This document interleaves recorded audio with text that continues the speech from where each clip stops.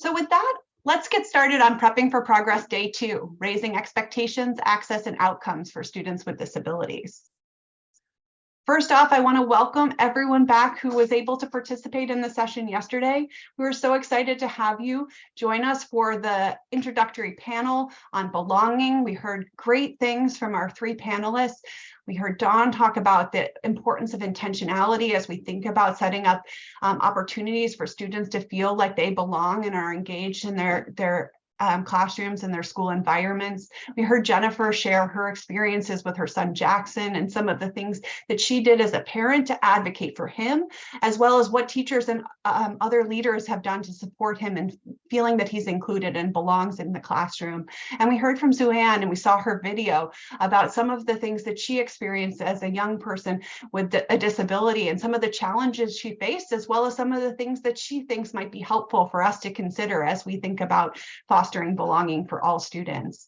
We then had the opportunity for those 2 strand sessions. I know in the session that I was in on the ABCs of the IEP, we talked about some of the basics of the present level statement and the goals and the statement of services and aids. We talked about the importance of all of the components of the IEP and really talked about that bike example with looking at kind of the components of the IEP and then connecting those components together and then driving that and implementing the IEP. And then I know in the other strand session, there was a lot of conversation about what is an accommodation, what is SDI, what is just good instruction, how do we distinguish between each of these features? So one of the things that we want to do is have you all share out some of the things and the reactions that you had. So if you want to just take a minute to reflect in the chat, I can move us forward. What you are most excited about or something that you learned or heard yesterday. It might have been in the opening panel session. It might have been something that you saw in one of the other sessions. What were some of the things that were your takeaways? And then I'm going to ask Tessie to share out some of the big reactions that we see in the chat as you guys are thinking. I will just say I don't see anything at the moment, but I was in the other session. Amy was in the first one. It was just really this sort of clarity for folks of how do we distinguish between our services and ensure that students are getting high quality special education and are getting those supplementary aids and services. And we hear, yeah, loved hearing from the parents. I think that part helps us really understand why we're doing what we're doing, what's the benefit, different ways people are using the word inclusion. And I will say, Amy, yesterday you shared that graphic with the bubbles on it that really just showed, you know, that inclusion, and what the parent mentioned it yesterday, is often physical inclusion, but really what we're looking at is this much deeper feeling of belonging that is beyond just the being present in that classroom. My favorite, UDL is important, teaching self-advocacy, serving as an ally, the accommodation session, thanks Missy. The tip sheets were great, and belonging being the foundational element for the success for students with disabilities. And Anthony mentioned something with Sue Ann I found very powerful, is her being, her family being second language learners, and just sort of, you know, she didn't have that traditional advocacy from her family members that she was having to serve as her own advocate. Yeah, not to limit students, you know, keep your expectations high. And we'll talk a lot about that throughout today's session. We'll share a video specifically around that, including parents and students in all aspects of the education. Lots of kudos for the tip sheets, which is great. And that clarity between accommodations, modifications, the difference in services and aids that we have. Sounds like a lot of folks had some amazing experiences yesterday, and hopefully we can keep that going today. Great. Yeah, presumed competence. That's a great one to end on. Great. Thank you so much. Thanks, Tessie, for navigating those discussions in the chat, and keep them coming. Don't feel like you need to stop now, even though we're moving forward, and take a look at what other people have reflected on. I know some of you weren't able to join us yesterday, but you can see some of the takeaways that other people had during those sessions yesterday.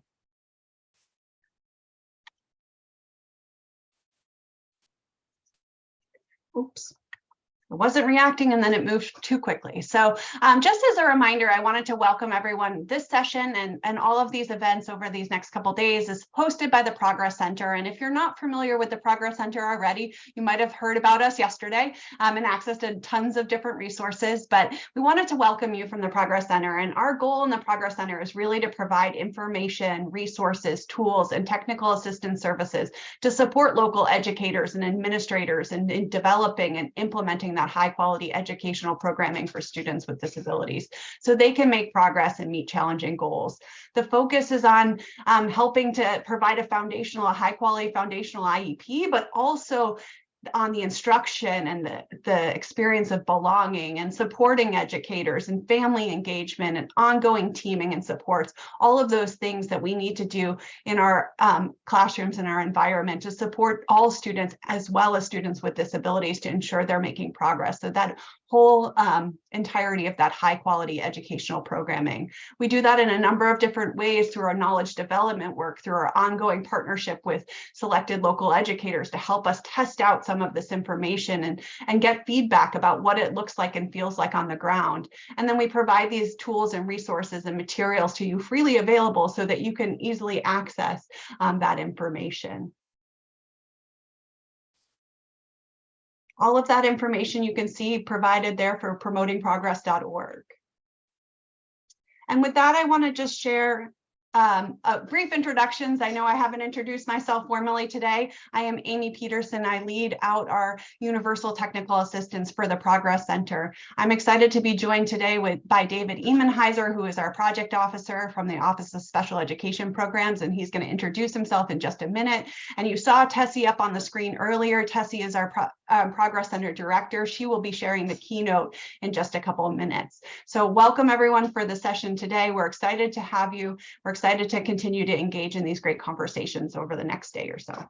So with that, I'm going to turn it over to David and let him do a brief introduction. Thank you, Amy, and welcome to everyone from whenever and wherever you are joining us for this conversation, for this training these couple of days.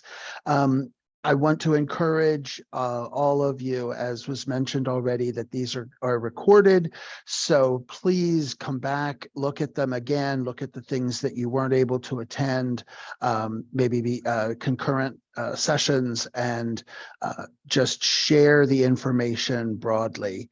So just quickly, I want to bring some attention to the name of this event, which is the Prepping for Progress, Raising Expectations, Access, and Outcomes for Students with Disabilities. And I think that it's important because we'll never get to high outcomes if we don't have access.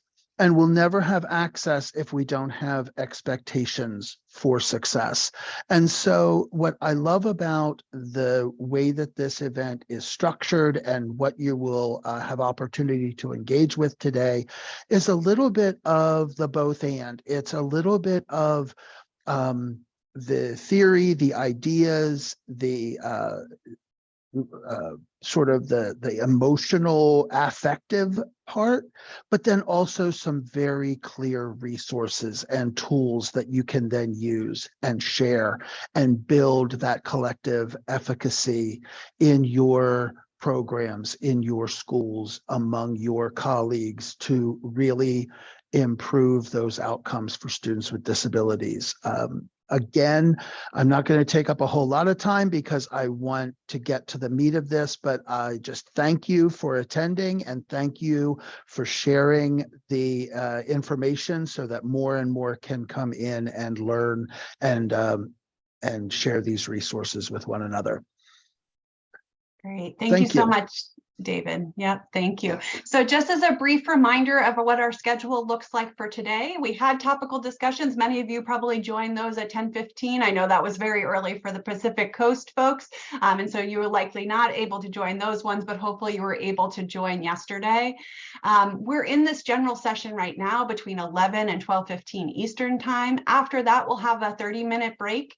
If you're on the East Coast, maybe a good time for lunch. If you're on the West Coast, maybe a good time for breakfast. but just get up, stretch, move around. We know these are long days of engagement on a virtual platform, and we might be out of practice on that after a couple years of being back in person a little bit more. After our break, we'll have an opportunity to join 2 concurrent session times. From 12:45 to 1:45 p.m. Eastern, that will be the first round of concurrent sessions. And then it will be repeated again from 2 o'clock to 3 p.m. Eastern. After those concurrent sessions, we'll have a little bit of a break, and then we'll have a closing session for our progress portion of the event. As a reminder, there is a day 3 of this event that's really focused on content from the National Center on Intensive Intervention, and we'll talk more about that at the closing session later today. But we wanted to just give you an overview of what this event looks like, what's coming up, so that you can be prepared for the rest of the sessions today. As I mentioned with the concurrent sessions, they are going to be offered 2 times. So you have the opportunity for the earlier group at 12:45 or the later group at 2 o'clock. We have both of those options for you. There are 4 different topics for the concurrent sessions. The first is creative ways to engage families and community members, lessons from co-creating resources. We're excited to have some colleagues from the Arlington Public Schools sharing some of the ways that they have been engaging families in their community around special education. We have prepping pre-service and in-service teachers for progress. If you're a faculty member or you design professional learning, that might be a great session to think about attending, thinking how you might design professional development and supports for pre-service and in-service educators.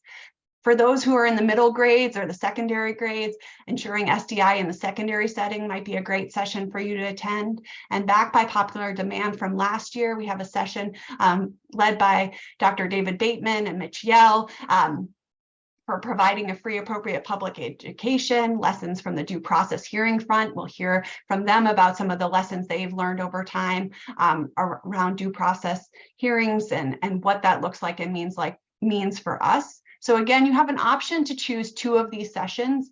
So you can attend one during the first chunk of time and the second during the second chunk of time. All of the sessions will be recorded. So if you really want to go to all 4 of them, but you don't have the option today, you can listen to the other 2 at a later date.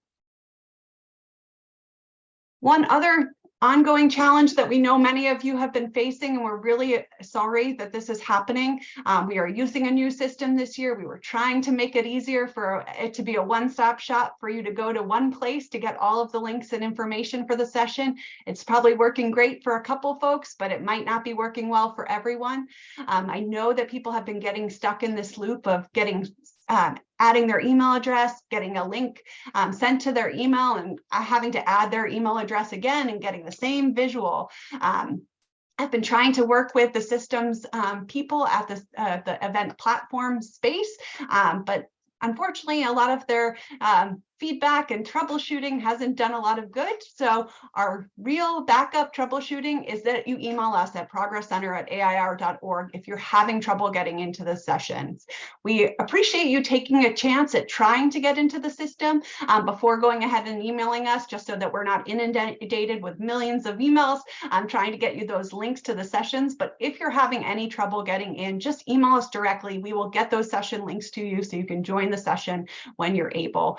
We again apologize and really appreciate your patience with using this new system and are learning that maybe it wasn't the platform for us. So again, thank you for your patience in this, and we will get those links to you as soon as possible, and don't hesitate to reach out. For those of you that have been able to get into the system and that weren't with us yesterday and didn't see the slide, you will see when you join the system, the first page is the welcome screen. The second tab over is the schedule, and that shows you all of the sessions that are available for us upcoming. The ones that you have put on your schedule and the ones that have already occurred. So you can see the upcoming, my schedule, and past tabs up here at the top. If you're interested in attending one of those sessions, you can click on attend and that will put it on your schedule. But when you are ready to join the session, right at the top of the hour or the time for the session, it will show up as live now. You'll click on the join Zoom and you'll just be transplanted right here into the Zoom session. Something to know is that doesn't doesn't show up until the session starts. So once it says live now, you're able to join the Zoom, but a couple minutes ahead of time, you're not seeing that join Zoom link. Again, if you have problems getting to any of these sessions, don't hesitate to reach out to us by email. We will do our best to get you the links to the sessions. As I mentioned before, all of the event materials will be available for you on the Progress Center website already. All of this different presentation slide decks are up there, as well as some related resources.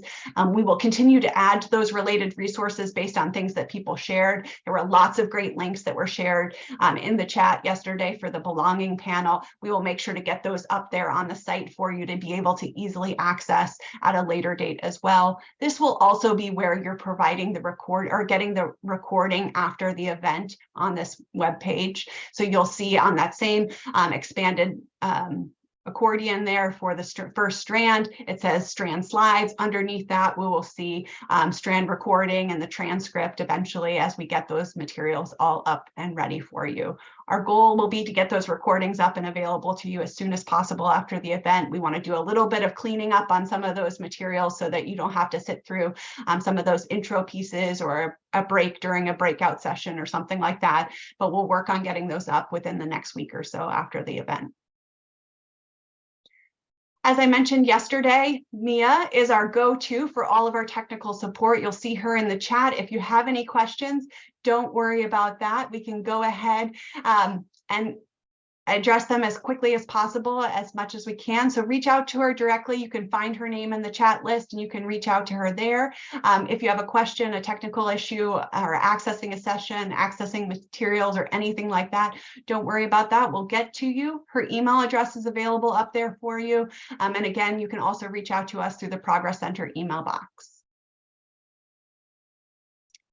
As I mentioned yesterday, we'd love for you to continue to connect with us on Facebook and on Twitter or X at K-12 Progress on both.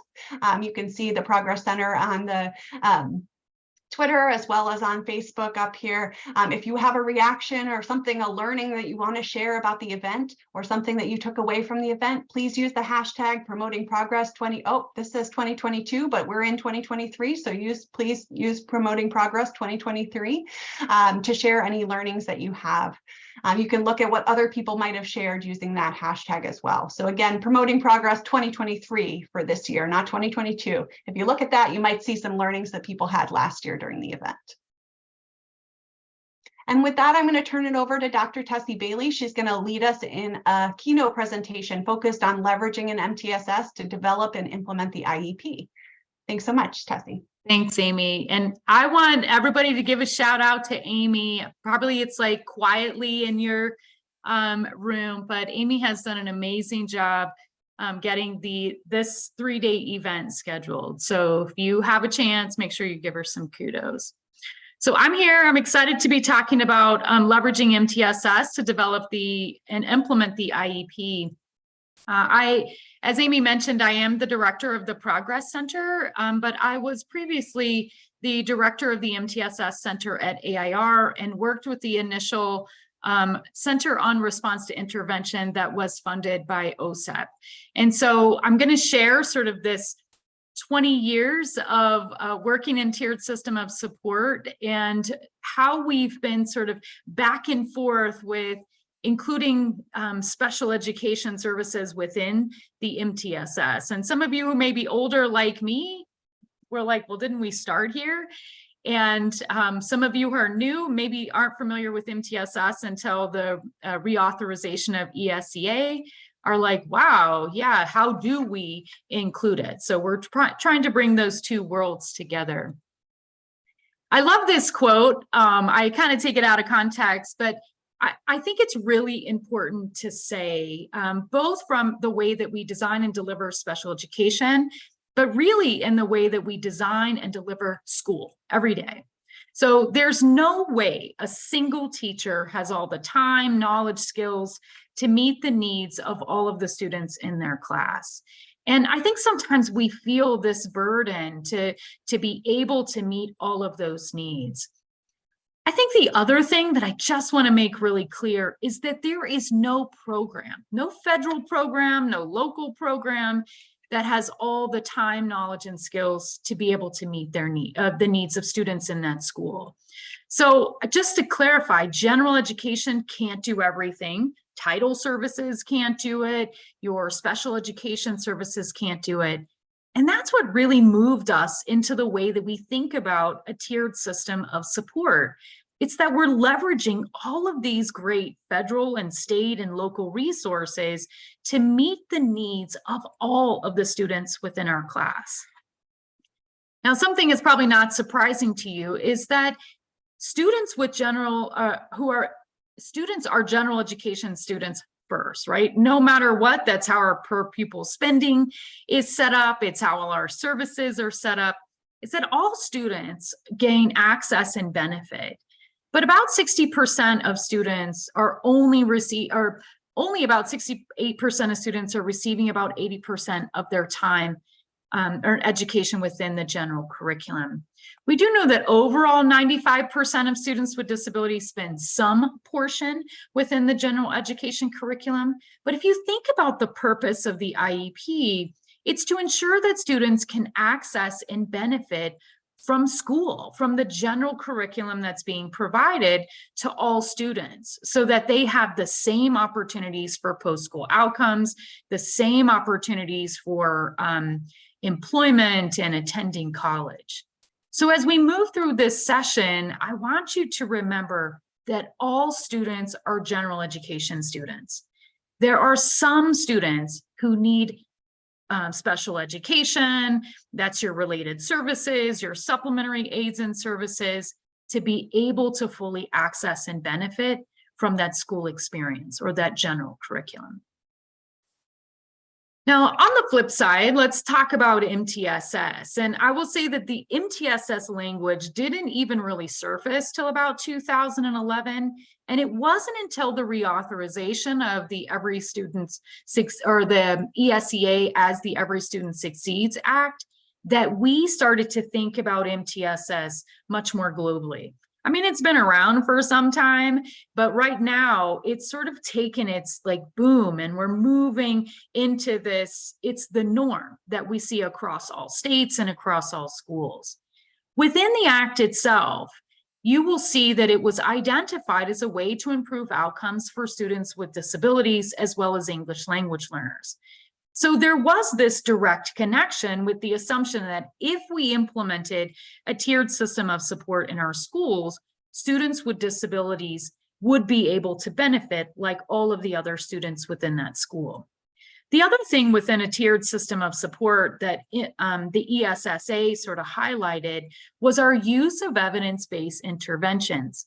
And a fun fact, if you look at the original reauthorization of IDEA in 2004, there's this front part, you know, the preamble where they respond to questions.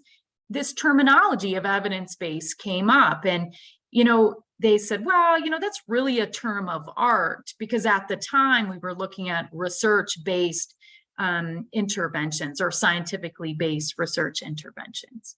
So we've evolved in our thinking, and I think that's what's so exciting around you know, the world of education, is we're learning from the things that didn't work, and now we're understanding it, that if we want to create a tiered system in which all students can benefit, we need to increase our evidence base, right, beyond just what a randomized control trial can do.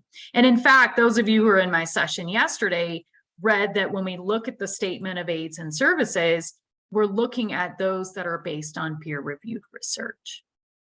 Now, I want to just clear the air a little bit. So there's some common misconceptions. They probably will come up in the chat box a little bit as well. But, you know, we often hear, or early on, we used to hear that the primary purpose of MTSS was to identify students who needed to be in special education or any sort of special service. And in reality, you know, while RTI within MTSS, this validated approach of determining students' response based on data can support your child find activities, the primary purpose now is really to maximize student achievement and support students' social, emotional, and behavioral needs. It's much bigger, right? We took something that was very narrow and assumed that school was functioning really well, and we were adding on the tier 2, tier 3 for a full system. Now we've started to think about the full system as a whole.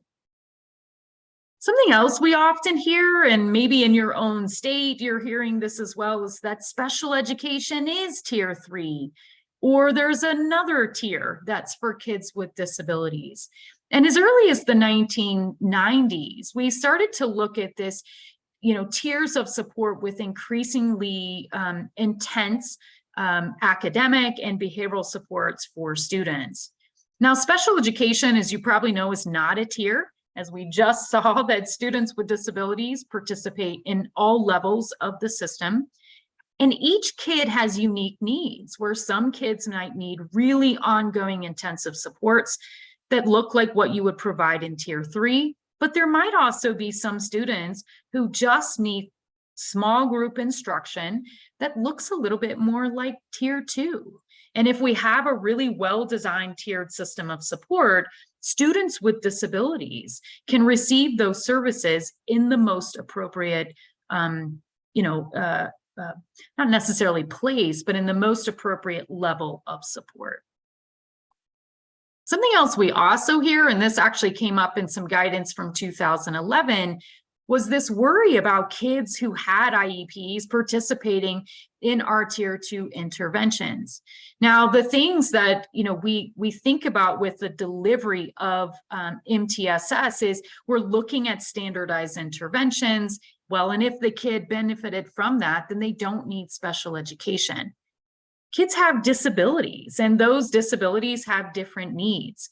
If I look at what are the elements of the specially designed instruction that this student needs to access and benefit from the curriculum, then I, as a school, can figure out how best to implement that, right? So some kids may benefit from the use of standardized intervention programs, but it's not likely to be the full IEP program that we're providing to the student. The other thing is this idea that tier 3 intensive intervention is the same as specially designed instruction. And I just want to say it's a sort of. There was a recent webinar by the National Center on Intensive Intervention, and we might be able to put the link in the chat box for you. But it allows us this validated approach called database individualization that we can use to design specially designed instruction as well as intensive intervention at tier 3, right?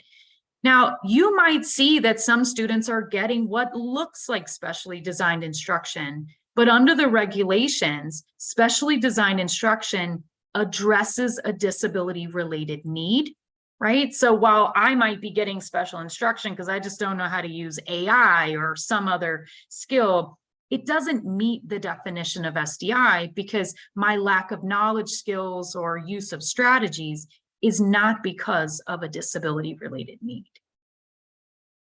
So I just want to put something out there, and based on what I just said, is other than having a disability-related need, why might a kid need specialized instruction through MTSS?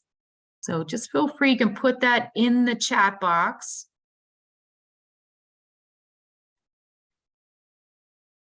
I think about my youngest kid who received specialized instruction in how to swim. He's just really skinny and he would sink all the time, right? It's not because of a disability, it's just designed a little bit differently. Yeah, so English language learner, COVID, they missed a lot of school. They came in as a homeschool student, poor attendance, cultural challenges, absences, right? So there's a lot of reasons kids might need specialized instruction. And what we're looking at with the use of MTSS is to rule out things within the regulation, which are COVID, poor attendance, second language learner, poor instruction. But the platform itself allows us to meet the needs of every kid in our school while simultaneously being able to address the specialized needs.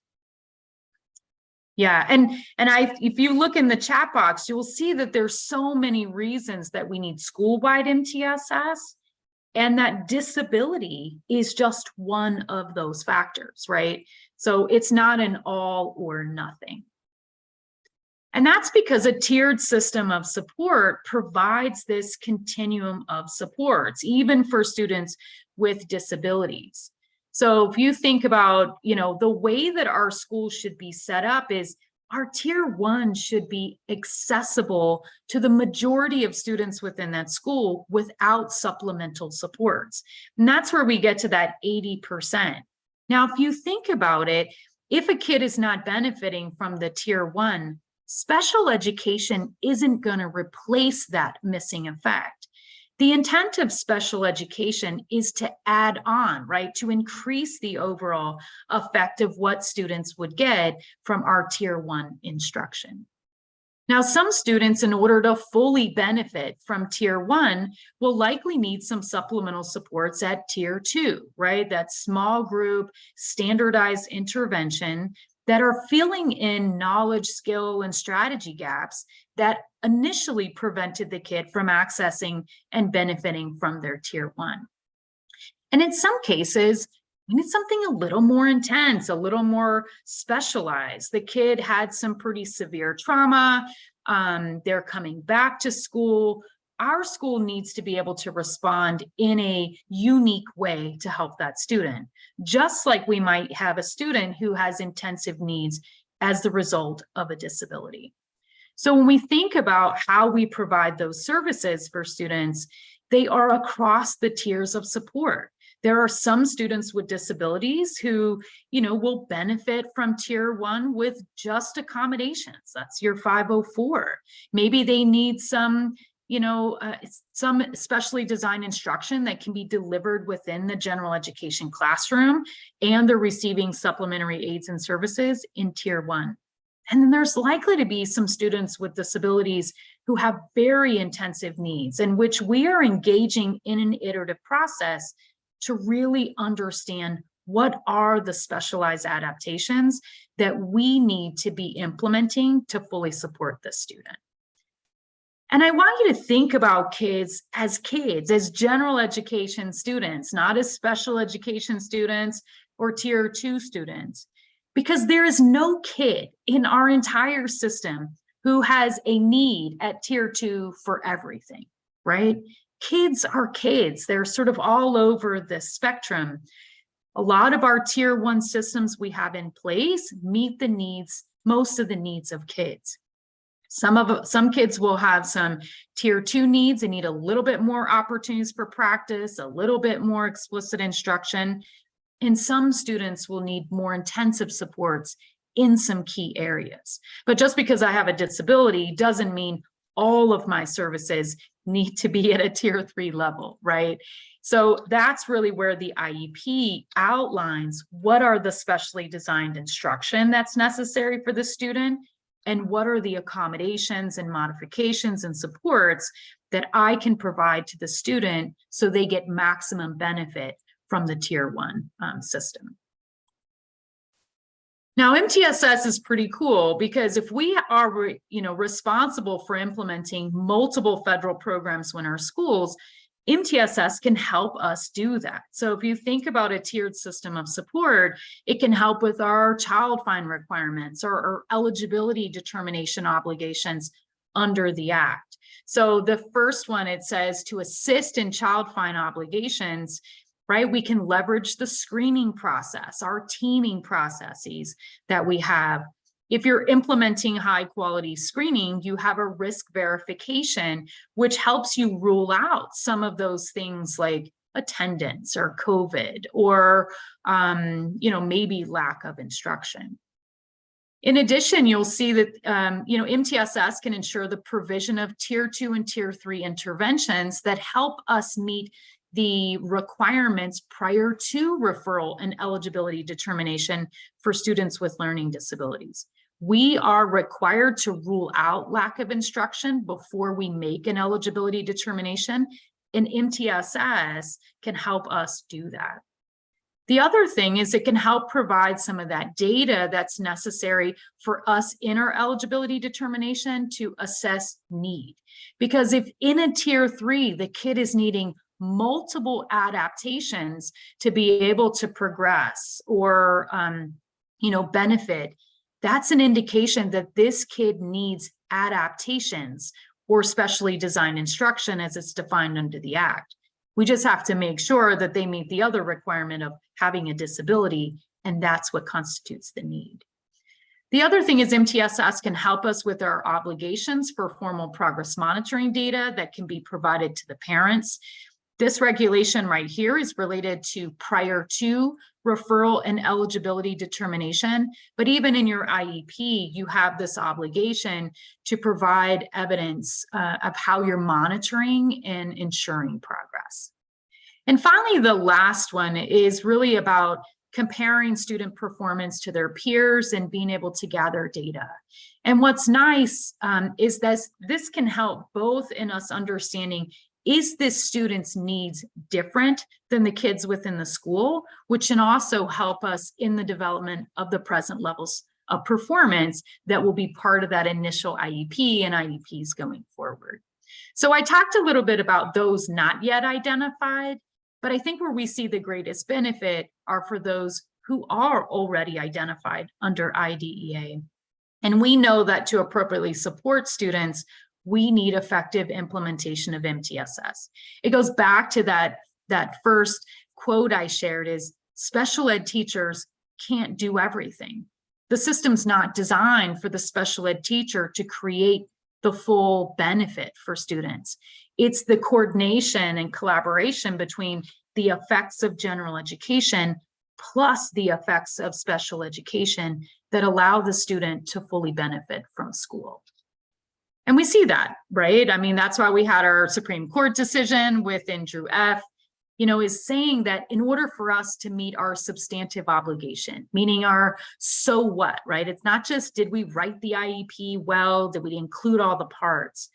But did we really make a difference? This is what we're talking about with that substantive piece. A school must offer an IEP that's reasonably calculated. And if a special ed teacher is the only person who's implementing the components of the IEP, then they're only going to get limited effect from school.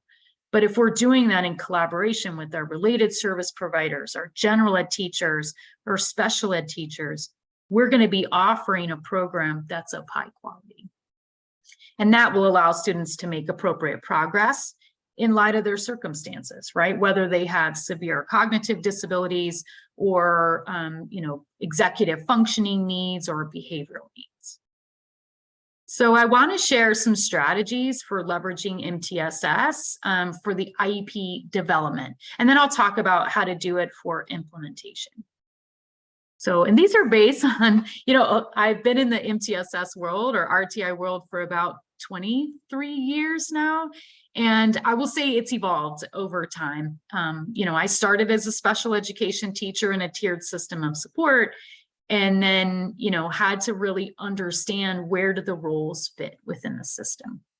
So for the development of the IEP, the first strategy would be to leverage that MTSS data for your present level statement, right? I mean, part of putting the IEP, drafts together and constructing what's happening, it's a lot. And if teachers are spending their time on the procedural paperwork requirements, then they're not providing instruction, which provides the effect. So if we look at more streamlined ways in which we can leverage the tiered system of support data, it's going to allow us to have a better picture of, for one, how does the disability impact the student in the general education? And what is the level of progress that's needed for this student to really receive full benefit? That then can help us design our programming in a way that's more likely to be reasonably calculated. The other thing is about if we're using a tiered system of support, it can really provide the infrastructure for developing validated goal setting. Now, not every student is going to utilize the MTSS data for goal setting, but it does provide many students a realistic baseline or a good baseline for where they are. And the benchmarking and rates of improvement that exist within a progress monitoring or screening system can help us better articulate why this level of progress is needed for a student to fully access and benefit. So if you look back at the Endrew F decision, right, it's reasonably calculated for appropriate progress, meaning we need to make sure that whatever benefit that the student is getting is relevant to helping them progress in that general curriculum. The other thing is around using the evidence that comes from your progress monitoring data and your instructional delivery to really develop the statement of services and aids. And I think a lot of the questions that we have received at both centers is, how do I know? Like, how do I know what service the student needs? How do I know how much time I should put in the IEP? If you're using a similar validated approach to what you're using at a tier 3, you will have really robust data that allows you to confidently say, these are the adaptations that are necessary for progress. These are the things that do not work for this student. This is the amount of time the student needs, or the number of practice opportunities that are necessary for this kid to fully benefit. It allows us to be more precise and intentional in our teaching. In our session yesterday, we did talk about the statement of services and aids. And I think about, we have this monumental task with our IEP teams to develop a program that's going to help this kid progress in a school system that maybe was not as accessible because of their disability. So we have to be able to set up that tiered system of support that allows us to understand what are the needs of special education that the student has, what related services will help that kid benefit from special education, and ultimately, what are the necessary supplementary aids and services for this kid to be able to access and benefit from tier 1. And that's what's nice about, the IEP, is it provides this one big program that includes all these cool parts, as opposed to like tier 2, which is your one intervention. Now we're putting this package deal together so that the kid can get greater benefit.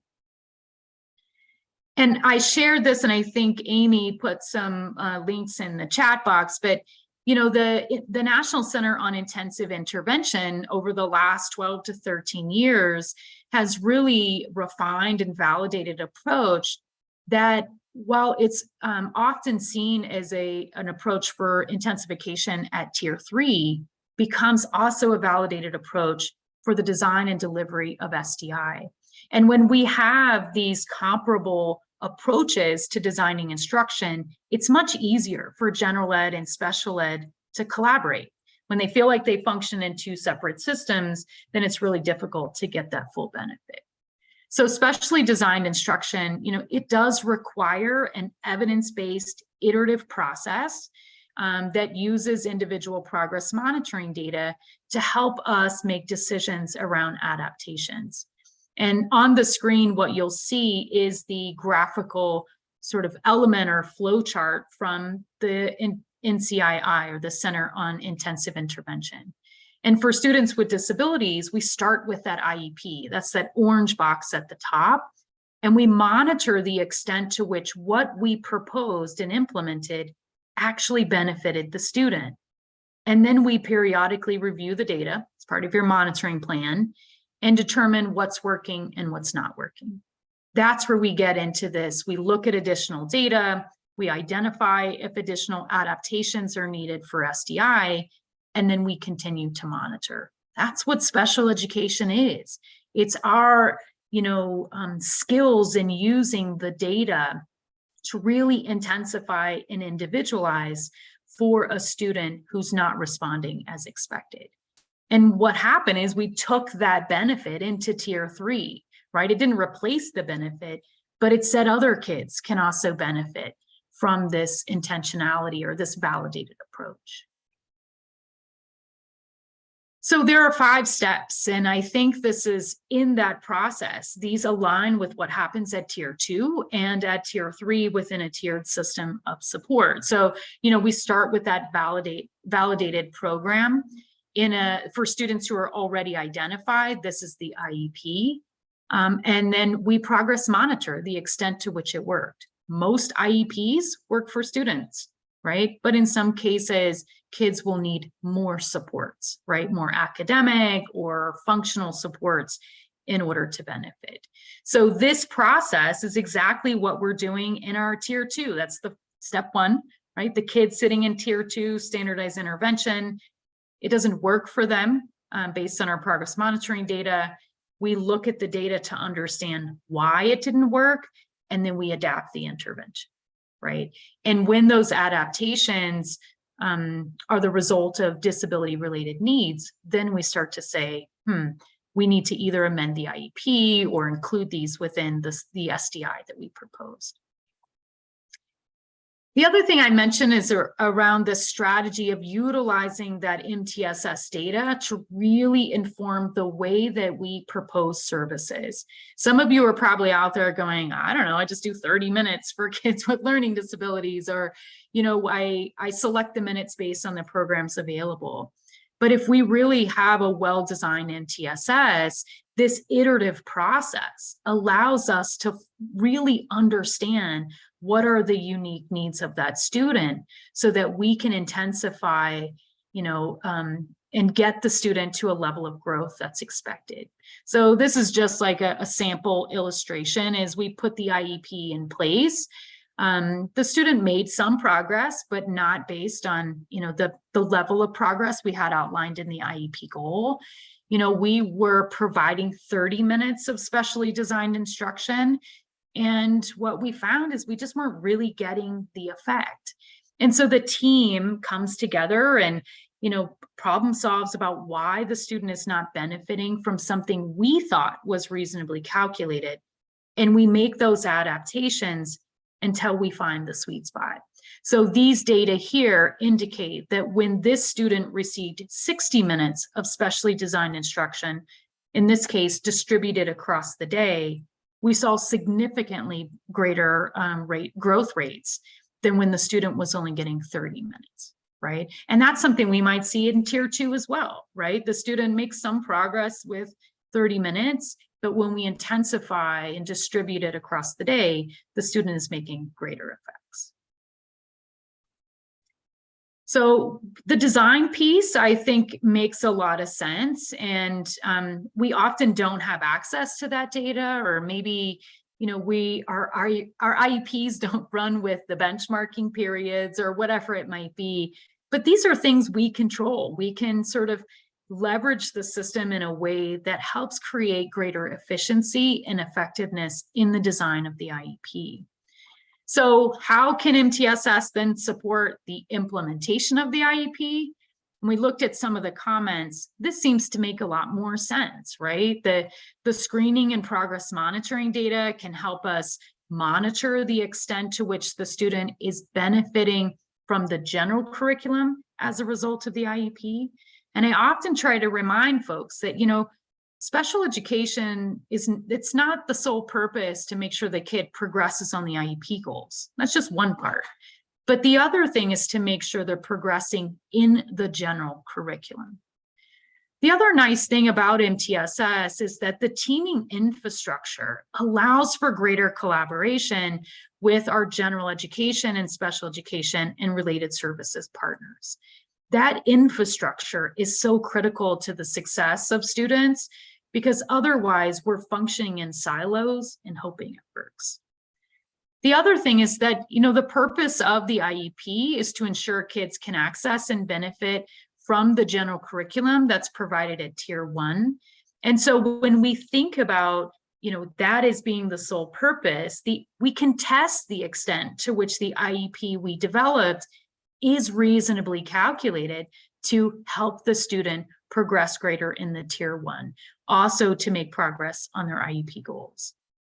And the other thing that, you know, in the late 90s, when we started to think about this development of a school schedule that included tier 2 and tier 3, it offered these more logical times in which we could, in some cases, pull out instruction. Some kids are going to need some of that smaller, you know, isolated SDI, but that school schedule allows the student to get their needs met without being pulled from some of the general curriculum, or in some cases, the specials, the fun part of the school day.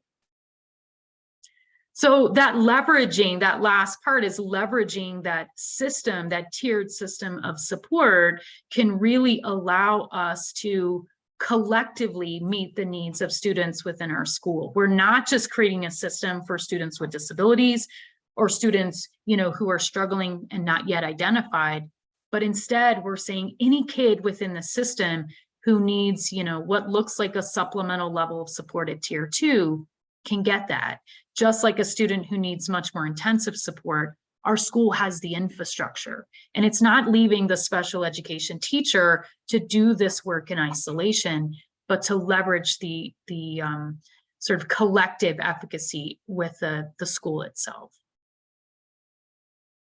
So I think, just in summary, is that MTSS provides that infrastructure for us to deliver the full statement of aids and services, right? The supplementary aids and services are those that are delivered within the general curriculum.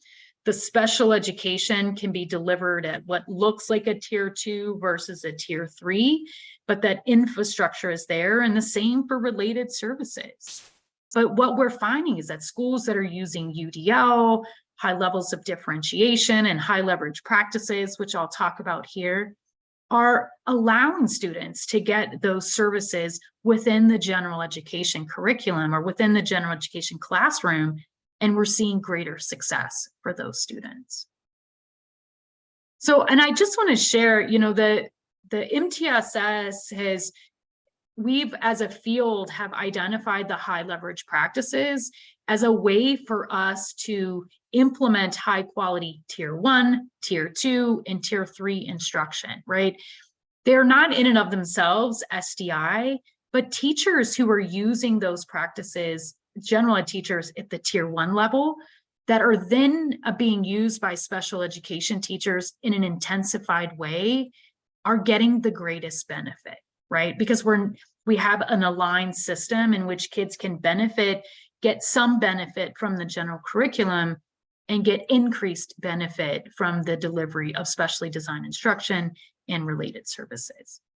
And on the Progress Center, we have been doing a lot of work in this area in collaboration with CEC, with the Cedar Center, in taking those practices that have been identified for special education teachers and understanding, if I have to start somewhere, what are those practices that have the greatest effects? And these are the ones that we want to institutionalize within our tiered systems of support. The first one probably is not surprising, is intentional planning, explicit instruction, the delivery of explicit instruction, and the intensification, which I just shared. That's really where we see the greatest effects in terms of evidence-based interventions or programs that are being delivered. On the right-hand side are 3 areas in which we see large effects across disability categories, across grade spans. That if we are embedding within our tiered system of support the explicit instruction and opportunities to practice cognitive and metacognitive skills, kids with and without disabilities gain the necessary skills to be a learner and benefit from school. This can then be intensified through your IEP, but all kids need this. The same thing with teaching social behaviors, that we're explicitly teaching students the behaviors that they need to function within school. And then finally, the use of instructional technology, not to replace teachers, but to improve or increase the number of opportunities for practice so that kids who are struggling can get what they need while simultaneously allowing teachers to meet the diverse needs within their classroom. So I just want to close up, and I know there's some questions in the chat and Amy's going to facilitate those, is, this is just the MTSS and the IEP. I will say that, I'll just put it out there, and I don't think I need to, but MTSS is not an intervention. You would never write it in an IEP.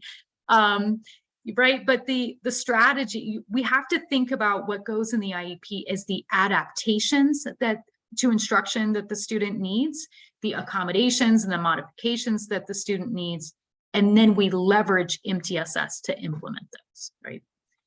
So we do get a lot of questions, and we say, well, what if we're in the initial phases of MTSS?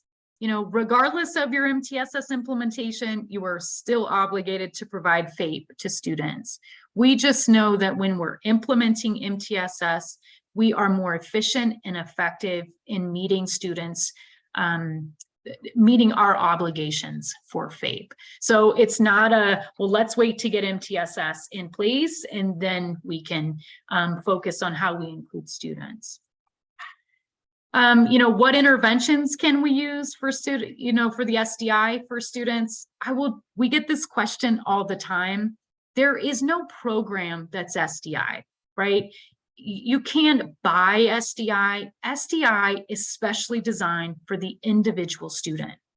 With that said, you can use purchase programs to deliver, right? And if you understand the adaptations that the student needs, then you can identify standardized programs that address those needs, right? But it's not that, oh, this is the SDI program that we use for students, like we might do within a tiered system of support and say, this is our tier 2 intervention that we're using for most students.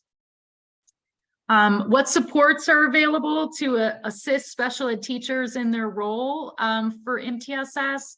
My recommendation is to really become familiar with the resources on the National Center on Intensive Intervention. There are, and you can see, you know, just here in the center, there are literacy resources for designing and implementing specially designed instruction in reading, in math, in behavior, that fit within the tiered structure of a school system, right? We talk about from the Progress Center, SDI this is what you have to do regardless of your implementing MTSS. This center can help you really make those strategic connections of how do we leverage the resources to really be able to integrate or create a single robust system called MTSS.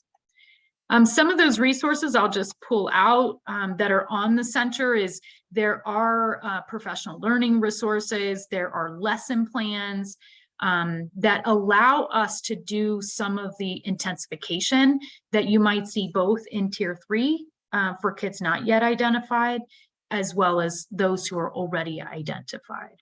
So you can see there's literacy resources in behavior. And then I shared a little bit about the HLPs that, you know, we have identified as giving you the biggest bang for your buck, both in the design and delivery of specially designed instruction. Those are also relevant to the implementation of instruction within tiers 1, 2, and 3. So we have a series of tip sheets that are available, but we also have some self-paced learning modules that supplement the HLP work that you would see released by the Cedar Center and CEC. And so, you know, I get this too, is like, wait, remind me again, you know, how does MTSS really benefit special education implementation? To be honest, it's really around leveraging, and David mentioned this, our collective capacity and our collective efficacy. No individual in that school can do everything. And so when we have a tiered system of support that supports educators in their ability to design and deliver instruction, special education is going to benefit from that. They're going to benefit from the data that is inherent in the system. They're going to benefit from the core programming and the supplemental supports and intensive supports at tier 2 and tier 3. The infrastructure, right, is the teaming piece, the schedule, that can really help with the sort of thinking about how we meet the needs of a large caseload collectively, right? It's not just me meeting the needs of my 45 students, but the school is meeting the needs and I'm part of that process. So I'm going to stop right there. I'm going to leave this up on the screen, and I turned off my chat box because I couldn't see, but I think there might be some questions, so I'll pass it to Amy. Yeah, and please, if you have a question for Tessie, we do have a couple minutes, so please keep them coming as they go through. While you're thinking about those questions, I want to ask one recommendation or one question of all of you.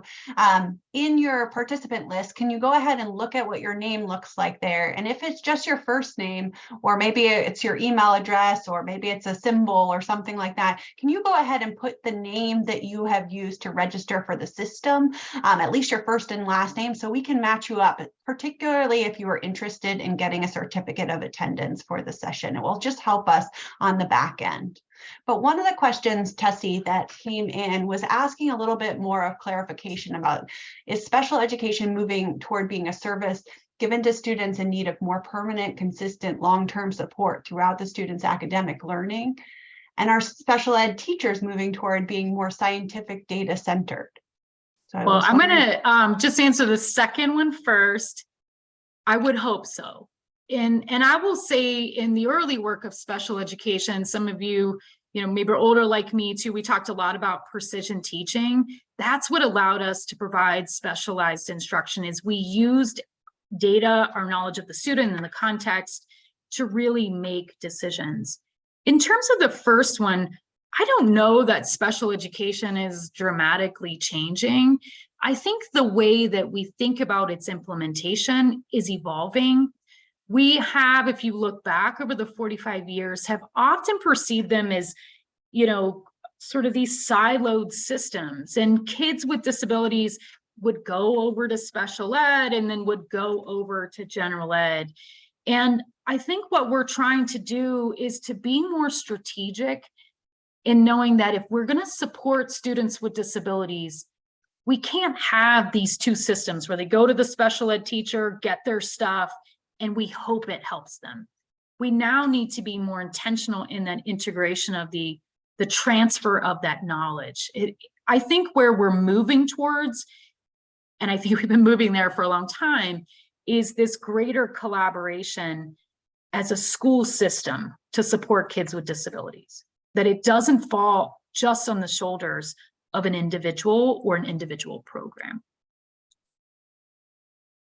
Great. Yeah, and so can I just, I'm going to read, so it seems in turn narrow, student focused, and wide data if included in the general education classroom. And I think that, special ed programs focuses on the really narrow specific needs, but the MTSS has to focus on all of the needs, right? I mean, that it's not just the kid is a kid. Special ed's going to address some of those disability related needs. MTSS will be much bigger.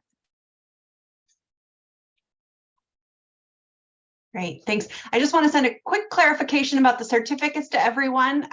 You will get a certificate of attendance for all of the sessions that you attend. So we will couple all of that information together. So it's not after each individual session. It will be one certificate for all of the sessions you attend, and we'll get that out to you hopefully within a week or two after the event. So when you registered, you probably identified that you want a certificate. If you're not sure, go ahead and send us an email at the Progress Center and just confirm that you want a certificate. And I know that a lot of you are having trouble finding a place to put or change your name.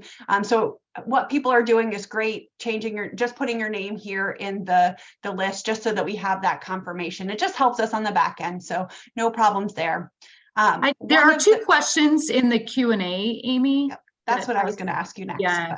And I want to address the most recent one. It said students who are in self-contained classes. I think this is often where we say all kids are involved in MTSS except for those students. I mean, technically, students who are in self-contained classes are still getting access to the general curriculum. So even though they're in that class in and of itself is not SDI. And we'll talk about that in a later session.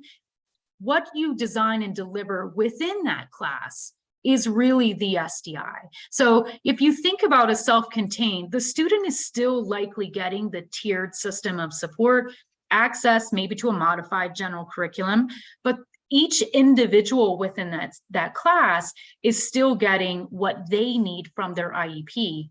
The self-contained class just helps me with the infrastructure to do that. And so should a special ed teacher should the special ed teacher be included at MTSS? There is a great Q&A. It's from 2011 from OSEP that really clarifies what is the role of special education in the pre-referral pieces of it. A lot of it has to do with how your funding structure is in your state and your district. There's a lot greater flexibility with blended funding.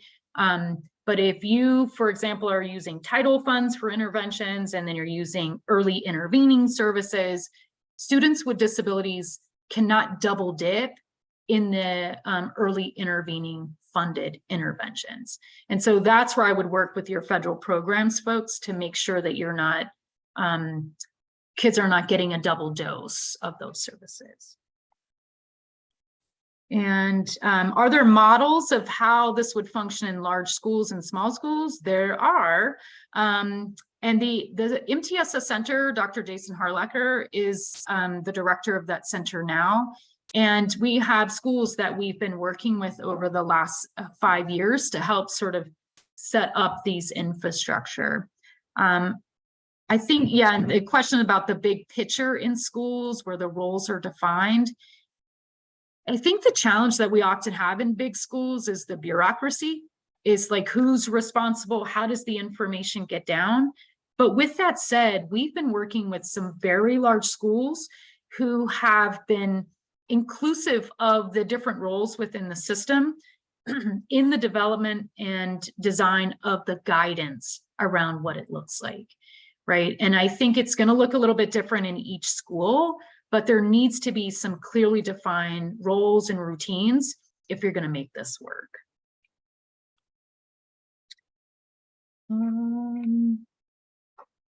Good. So I think I got all the questions. If there's others, please let me know. And then I have a session later, the SDI in the secondary settings, because for one, MTSS is a little more challenging in the secondary settings. And what's interesting is so is the delivery of specially designed instruction. So how do those two leverage each other to really meet the needs of kids?